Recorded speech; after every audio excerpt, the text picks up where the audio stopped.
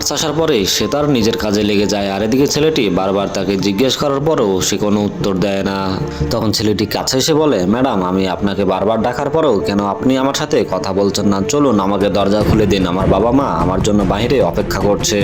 তখন নার্স ছেলেটিকে বলে, তুমি চুপ করো, আমাকে আমার কাজ করতে দাও আর নিজের জায়গায় গিয়ে বসো, এদের পরে তোমার সিরিয়াল। এরপরেই ছেলেটি কিছু বলবে তার আগেই নার্স তাকে চুপ করিয়ে দেয়। এরপরেই ছেলেটি চুপচাপ তার জায়গায় গিয়ে বসে। তার কিছুক্ষণ পর নার্স তার কাছে যায় আর বলে, তোমার পা উপরে তুলো, আর বলে তোমার পায়ের টোকেন কোথায়? তখন ছেলেটি বলে, আমি সেটি ফেলে দিয়েছি।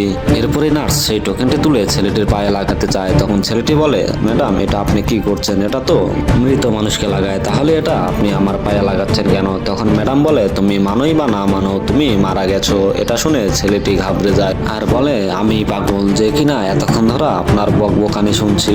হঠাৎ করে পাশ থেকে একটা লাশ উঠে বলে, কোন পাগল এত চিৎকার চেঁচামেচি করছে যে মরার পরেও আমাকে শান্তি মতো ঘুমাতে দিচ্ছে না? এটা দেখে ছেলেটি অবাক হয়ে যায়।